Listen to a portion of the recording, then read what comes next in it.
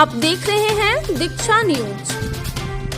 पंडित संजू सहाय बनारस घराने की महानतम तबला परंपरा के वर्तमान ध्वजवाहक एवं खलीफा हैं तथा बनारस घराने के आद्य प्रवर्तक पंडित राम सहाय जी के वंशज हैं। वाराणसी में पंडित राम सहाय जी मूर्धन्य तबला वादक हैं तथा विश्व पटल पर बनारस घराने के तबले को चरमोत्कर्ष पर पहुंचाया है। आज पत्रकार वार्ता में पंडित जी ने पंडित राम सहाय तबला गुरुकुल के विषय में विस्तृत जानकारी दी। लगभग 250 साल से अनवरत चली आ रही बनारस घराने की तबला परंपरा की लौ वर्तमान में जगाए रखने वाले पंडित संजू सहाय ने बताया कि कबीर चौराहा स्थित पर राम सहाय भवन में गुरु शिष्य परंपरा को पुनर्जीवित करने के लिए पंडित जी ने पंडित राम सहाय जी तबला गुरुकुल की स्थापना करने का निर्णय लिया है। कार्यक्रम के दौरान, संगीत समारोह संकट मोचन के दौरान और सारे देश में अलग अलग शहरों काशी आर्ट्स को स्थापित किया है, जिसके जरिए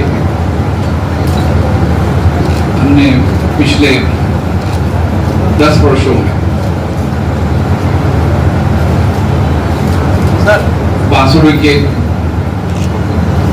महानुभूत इसको सुने और इसके बारे में जो भी प्रचारित आप लोग अच्छे ढंग से करेंगे, इसकी आशा हम लोगों को है। हमारे बीच हमारे ज्येष्ठ भ्राता हमारे गुरु जी के परम मित्र पद्मश्री डॉक्टर राजेश्वर आचार्य जी भी मौजूद हैं और हमारे बीच हमारे बड़े भाई अशोक कपूर जी भी मौजूद हैं।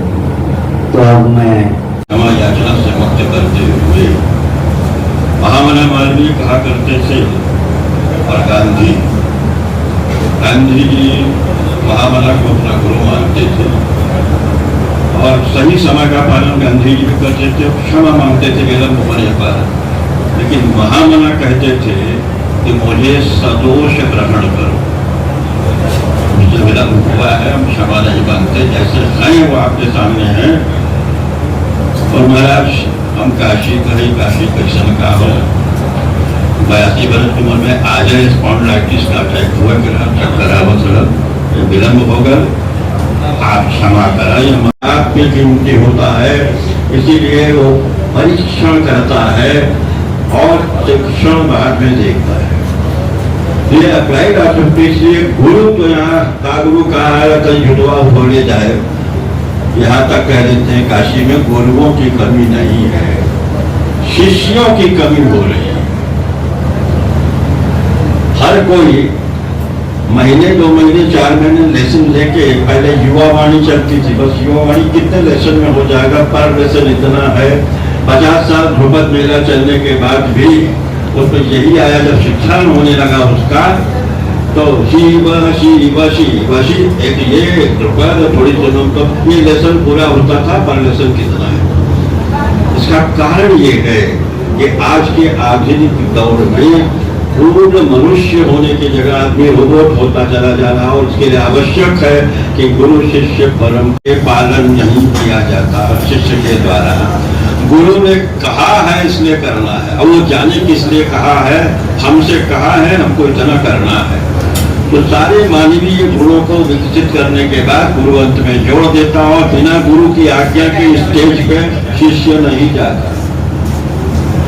इसीलिए इस गुरुत्व के प्रति कहा जाता है जितनी शागिर्दी कर ली वही उस्ताद हो सकता है।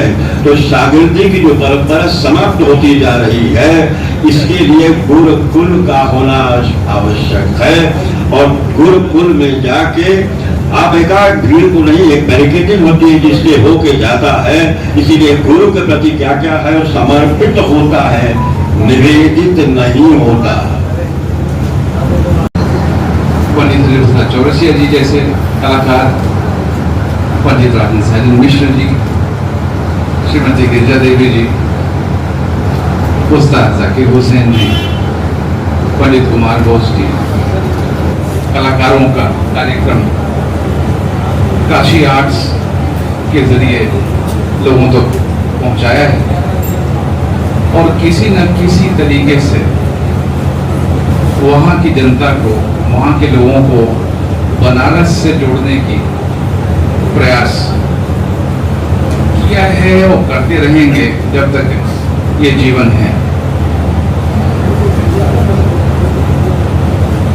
हमारी जो पूर्वजों की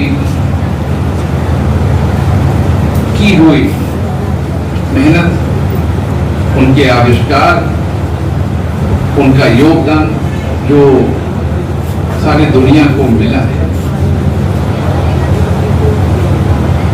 उन लोगों ने साधना पे ध्यान दिया है।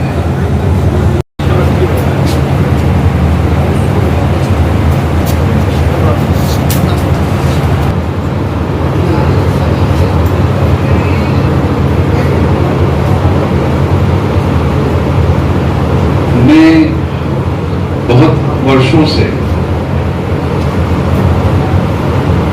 ये प्लानिंग कर रहा था कि मैं कैसे काशी से दोबारा अपने को जोड़ सकूं। भावना थी। अब मैं चाहता हूं कि दोबारा से, जैसे मैं भी यहीं पैदा हुआ, यहीं बड़ा हुआ, और जो मैंने देखा है, जो मैंने सुना है, जो कहानियां सुन सुन के मैं बड़ा हुआ हूँ, उस घर में दो तो पहले वैसे भी मंदिर है। घर में अंदर जाते ही पशुपतिनाथ जी का मंदिर है, अंदर राधा कृष्ण का मंदिर है, और सबसे बड़ा जो मंदिर है, ये पता रहे कि काशी विश्वनाथ जी भी होंगे और उधर राम साहब जी के गुरु स्थल भी है।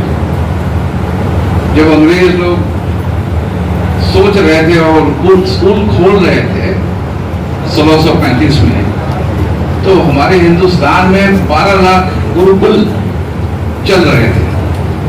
जब उन्होंने कलम पकड़ना सीखा था, तो हम उस ऐसी गुरुकुल की बात कर रहे हैं जो उनका दिनचर्या वैसे होता है, तो वो ऑटोमेटिकली वही सीख जाते हैं।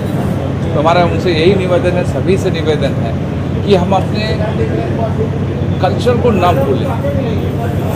और मैं विदेश में रह करके भी इसी का ध्यान करता रहता हूँ, और आप यकीन नहीं करेंगे कि जो लोग बाहर रहते हैं ना, जो उनके पास और क्या है, आज क्यों रखा गया है इस कार्य को हमने शुरू करने का सोच लिया है। गुरुकुल पुनः जीवित करना है, और इससे बढ़िया क्या प्रचार हो सकता है लोगों तक अपनी इच्छा को पहुंचाने का, इससे अच्छा और कोई तरीका नहीं हो सकता है। कि हम काशी के हैं तो चीख के तो सब जगह का बता नहीं सकते हैं, और हमारे साथ जो ये शक्तियाँ जुड़ी हुई हैं और जो यहाँ नहीं हैं, उनका भी आशीर्वाद है। हम चाहते हैं कि इस कार्य को आज से पंडित राम सहाय तबला, यहाँ के जो गढ़ के जो मेन है, जो श्री पद्मवाड़ी है, वो लोग भी क्या वहाँ पे जाएंगे या उन बच्चों से संवाद करेंगे, उनको शिक्षा देंगे? जी, क्या रहेगा दिनचर्या? जी, ये भी हमने ऐसा सोचा है कि हम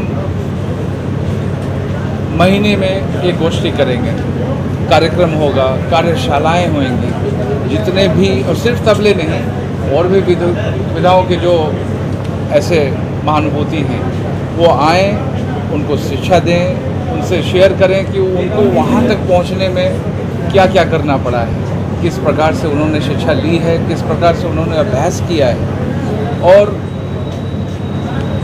अभी का जीवन उनका कैसा है। हम स्पेन में बजा रहे हैं तो बनारस को याद कर रहे हैं, हम चाइना जा रहे हैं तो हमको बनारस की याद आ रही है, ताइवान में बजा रहे हैं तो बनारस को क्यों याद कर रहे हैं, ऐसी क्या बात है जो हमसे जुड़े। हाँ जी, गुरुकुल कल्चर में सबसे बड़ा माइनस पॉइंट ये देखा जाता है, जैसे आधुनिक